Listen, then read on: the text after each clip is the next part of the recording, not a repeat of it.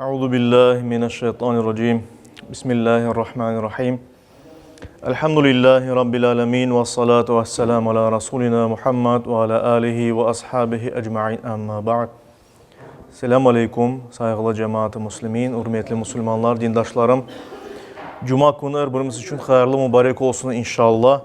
Bugün endi Hicri 1445 senesinin sonuna doğru ketemiz. Şevval ayının da endi bayağı endi 17'si yarısından geçtik.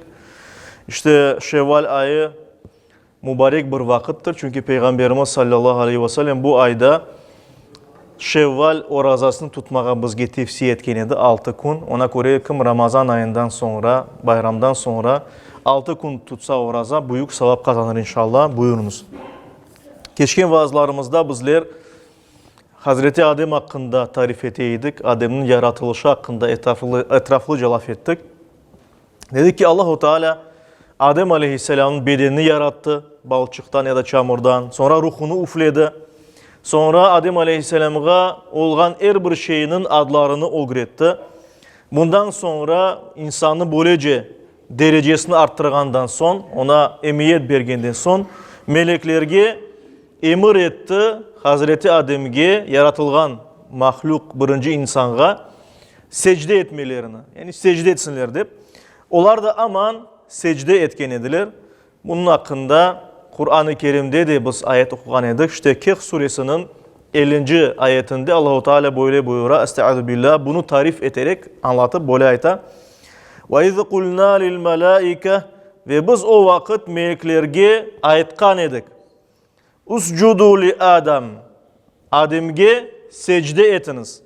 Fesecedu. Onların hepsi de secde ettiler. İlla iblis. Ama iblis secde etmedi. İblisten gayrı herkes secde etti. Kâne minel cin. O cinlerden idi. Fefesaka an emri Rabbi. Ve o Rabbinin emrini yerine getirmedi. Günahkar oldu. اَفَتَتَّخِذُونَهُ وَذُرِّيَّتَهُ اَوْلِيَاءَ مِنْ دُونِي. Siz onu ve onun neslinden gelgenlerini, onun ballarını, torunlarını Allah'tan gayrı dost olarak alasız mı? Deyip sorar Allah-u Teala. Yani siz şeytanlarını dost olarak alasız mı özünüzge? Yoksa Allah'ını almak gereksiniz. وَهُمْ لَكُمْ عَدُوٌ. Ve o şeytanlar da sizler için açık aydın düşmanlardır. Bi'sel zalimine bedela. Kim Allah'ını dost almak yerine şeytanların dost olsa bu pek yaman bir değiştirmedir, avuşturuvdur. Günahkarlar için pek yaramay bir şeydir diye buyurula. İşte bu ayet-i kerimeden de biz görüyoruz ki en büyük şeytan ya da birinci şeytan iblisinin cin olganı hakkında ayetler. Demek ki hem de bizim akidemizge göre biz bilemiz ki melekler Allah-u Teala ne emir etse onu yerine getirirler. Allah'ın sözüne isyan etmeyler. Onlarda irade gücü yok. Onlar sahip olamaylar yaxşı şeyler, yaramay şeyler. İnsanlarda ve cinlerde ise Allah-u Teala böyle bir istidat, böyle bir kabiliyet yaratkan idi. Ve ona göre de hem cinler, şu cümleden iblis, başka cinler, şeytanlar, hem de insanlar saylamak mümkünler. Yaxşı şey yapacak mı, yaramay şey yapacak mı? Ona göre de bu dünyada bizler hepimiz imtihandan geçiyoruz. Hem cinler hem de insanlar. Kur'an-ı Kerim'de bunun hakkında Araf suresinde mesela buyurula. Çok yerde buyurula da mesela bir ayet-i kerimede Araf suresinin 179. ayetinde Allah-u Teala böyle buyura. وَلَقَدْ ذَرَأْنَا لِجَهَنَّمَ كَثِيرًا مِنَ الْجِنِّ وَالْاِنْسِ. Hiç şüphesiz cinlerin ve insanların çokusunu bizler cehennem için yarattık diye Allah-u Teala. Yani onlarını biz yarattık. Onlarını taşlamayacak mıyız cehennemge? Özleri özünü anda alıp getirler o manada. Yani hem cinler hem insanlar yaramay yollarını saylağanı için Allah-u Teala deyir ki onlar cehennemge varacaklar. لَهُمْ قُلُوبٌ la yefkahuna biha. Onların yani birçok insanların ve cinlerinin yürekleri var ama onlar o yüreklerden anlamaylar. Ve lahum a'yunun la yubsiruna biha. Onların gözleri var ama onlar o gözlerden görmeyler. Ve lahum azanun la yesmauna biha. Ve onların kulakları var ama o kulaklarının bir şey duymaylar, eşitmeyler, anlamaylar. Ulaike kel en'am. Şüphesiz o cehenneme gidecek insanlar ve cinler, onlar hayvanlar kıbılar. De Allahu Teala Kur'an-ı Kerim'de son koşa belhum adal, yok onlar hayvanlardan da beter. Niye için hayvanlardan beter? Çünkü hayvanların saylamak hakkı yok. Allahu Teala niyeni onlara buyursa onu yaparlar. Onlarda içinde bir instinkt var.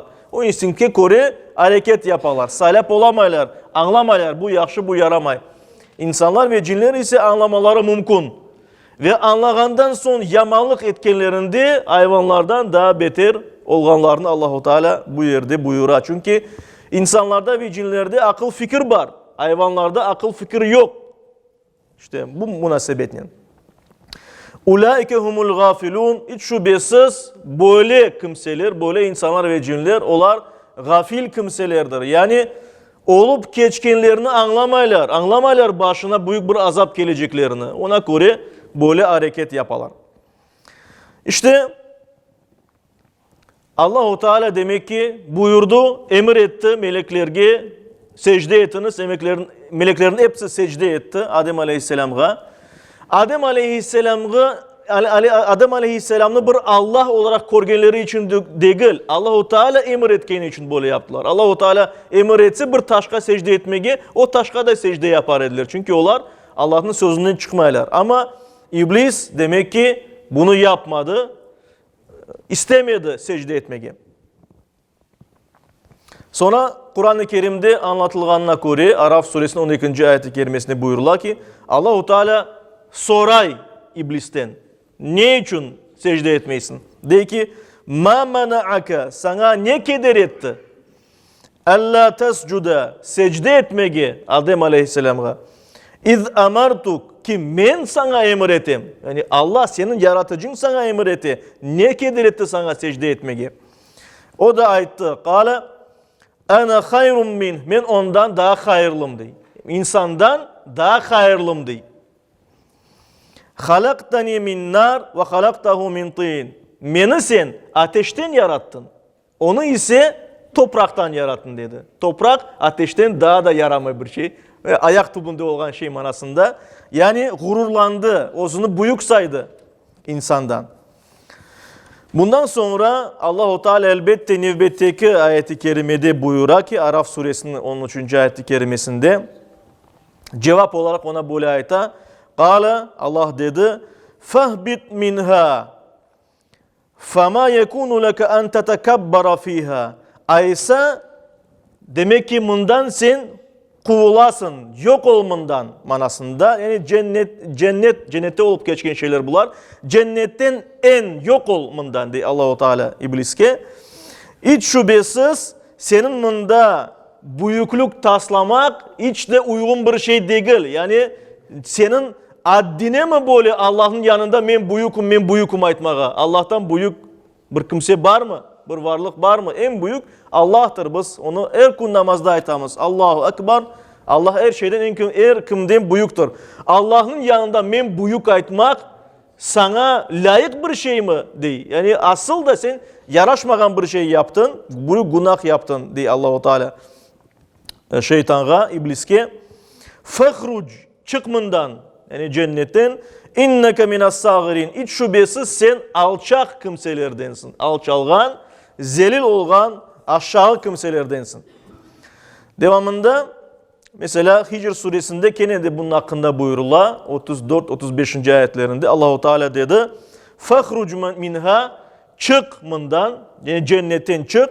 Fa inneke racim. Hiç şüphesiz sen taşlangan bir kimsesin. Yani taşlar ne taşlangan bir kimse, kovulgan bir kimse manasında. Ve inne aleykel la'nete ila yevmiddin. Hiç şüphesiz kıyamet gününe kadar senin üstünde lanet olacak. Lanet yani Allah'ın kargışı, insanların kargışı, demek ki şeytan üstünde. Biz onu her vakit lanetleyimiz. Şeytan er-racim de paytamız, taşlangan şeytan.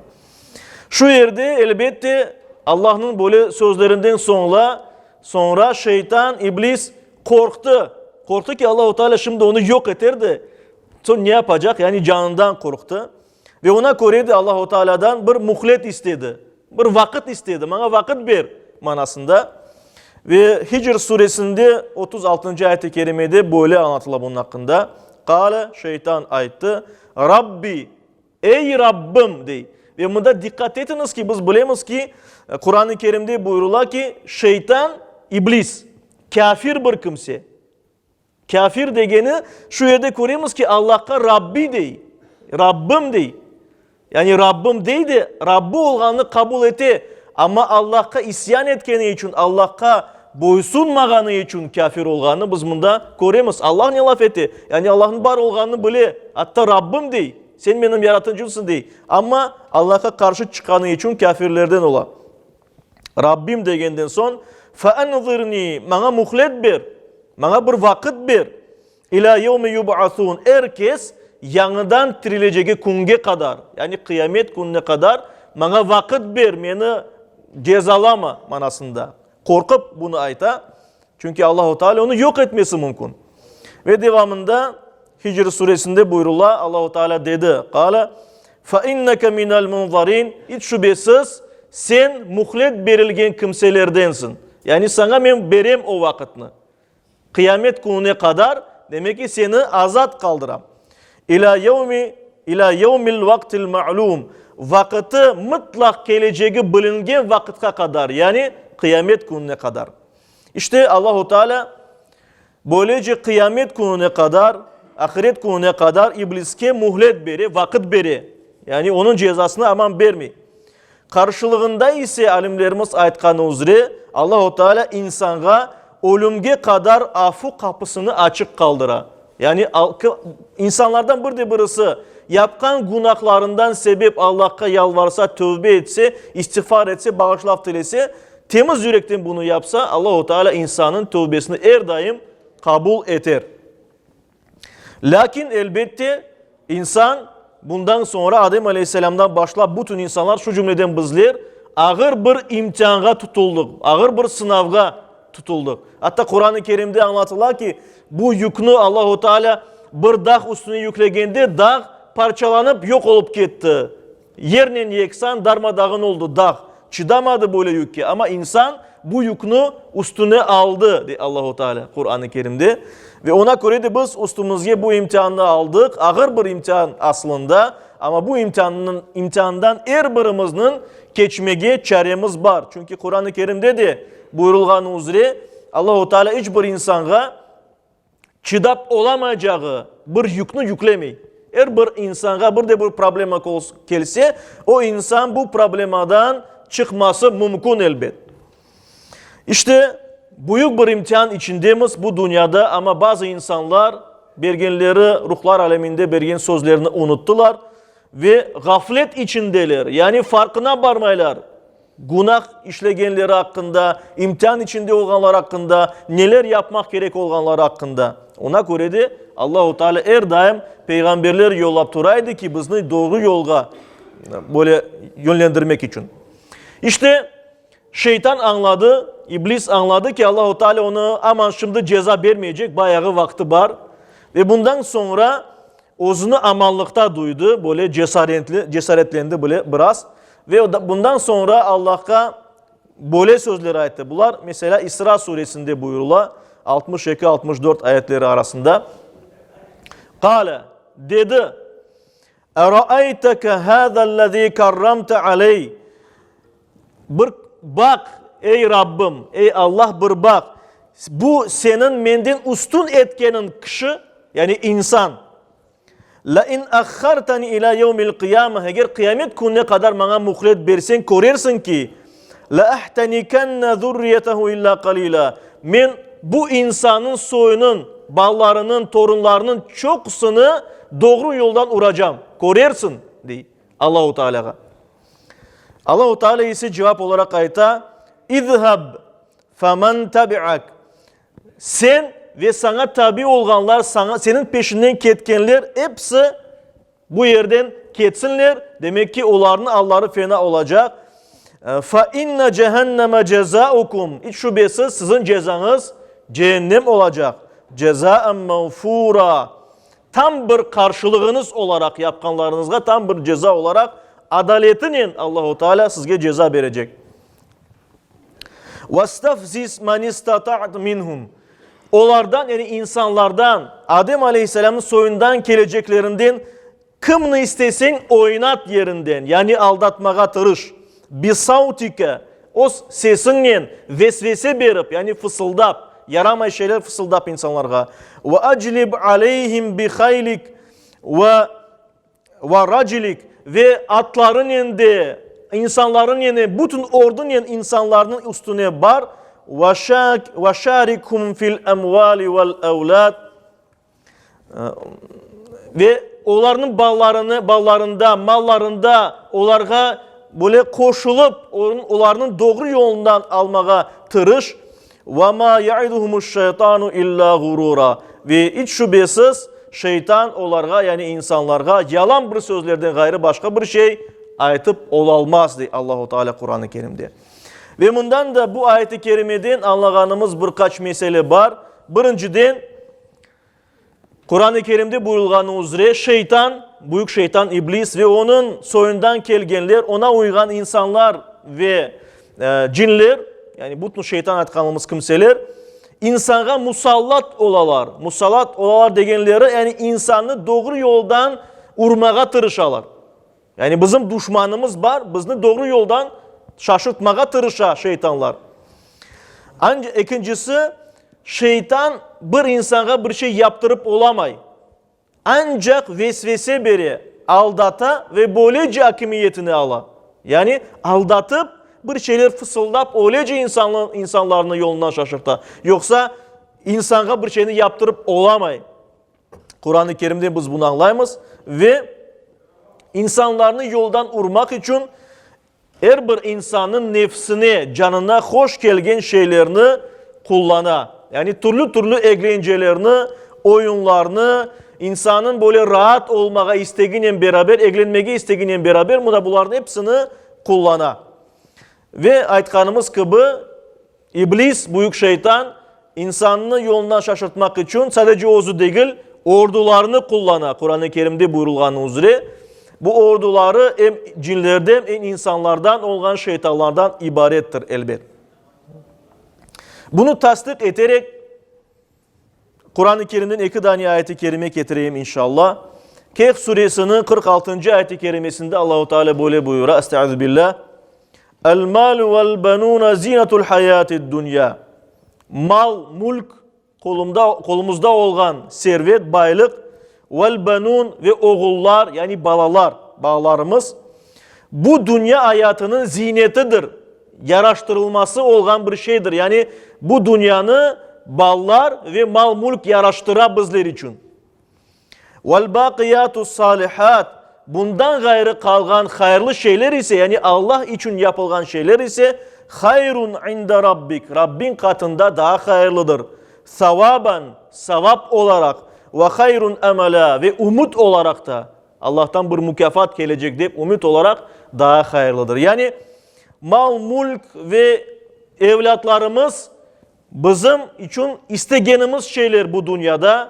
Olsa güzel yani yasak değil bunlar ama onlar dünya için olan bir şeyler. Müslüman için esas olan bir şey ise ahiret olmak gerek. Ona göre hem malımızda, mülkümüzde hem evlatlarımızda bizler ahiretimizni kıdırmak, aramak, savap işler becermeye tırışmak gerekmiş elbet. Allah-u Teala Kur'an'da bunu bizge ayta. Ve bunu kaydete ki insana pek meraklı, pek hoş, çok mal mülkü olsun, çok parası olsun, çok balası olsun. Onun işte herkes her yerde temsil edecek, ballarını gururlanmaya isteyen bir insan. Ve şeytan bunlarını kullana. Ballarımız ne? Kullana, mal mülk ne? Kullana, kadınlar ne? Kullana, azart oyunları ne? İçki ne? Kullana. Kur'an-ı Kerim'in başka ayetlerinde buyurulan üzere. Yani dünyanı bizge böyle daha da dülber göstermeye isteyin. Daha da bir ayet-i kerimede Enfal suresinin 28. ayetinde Allah-u Teala böyle buyuruyor. Estağfirullah. Ve'lemu biliniz ey Müslümanlar ennema emvalukum ve evladukum fitne. Hiç şüphesiz sizin mal mülkünüz, paralarınız, kazanganlarınız ve sizin ballarınız bu bir sınavdır, imtihandır sizler için. Yani nasıl ozunuzu alıp varacaksınız ballarınız ne, mal mülkünüz ne? Ve ennallaha indehu ecrun azim. Ve hiç şüphesiz Allah katında büyük bir mükafat var. Yani doğru olarak bu imtihandan geçsek Allah-u Teala büyük bir mükafat verecek. İşte aytkanımız gibi saygılı cemaat, şeytan, iblis insanlarını yolundan şaşırmaya tırışa. Allah-u Teala'dan bir muhlet istedi kıyamet gününe kadar. Allah da ona aman ceza vermedi. İblis de rahatladı. Yani şimdi Allah-u Teala bana bir şey yapmayacak, Rabbim bir şey yapmayacak deyip. Ve bundan sonra büyük bir edepsizlik, böyle namussuzca, böyle arsızlık edip Allah-u Teala'ya isyanının ne için boysunmağının açıklamasını yapmaya başladı. Ne için Allah'a boysunmadı bunu anlatıp başladı. Bunun hakkında Kur'an-ı Kerim'de Araf suresinde buyurula. İnşallah gelecek indi vaazlarımızda Allah nasip etse bu meseleni açıklap devam edermiz Allah nasip etse. Her birimizge Yüce Rabbimiz ise Allah'ın doğru yolunda olmağa, kibirden, gururdan, özümüzü başkalardan büyük saymaktan uzak tutmasını nasip eylesin. Her daim özümüzü şu şeylerden uzak tutayıq, bunun farkında olayıq ki, bileyik ki, yüreğinde zerre kadar gurur, başkalarından özünü büyük saymak degen bir duygu olsa, böyle kimseler cennetinin kokusunu bile alamaz, dedi Peygamberimiz sallallahu aleyhi ve sellem. Allah-u Teala her birimizge Müslümanca yaşamak, Müslüman olarak son nefesimizni vermeye nasip eylesin. Amin.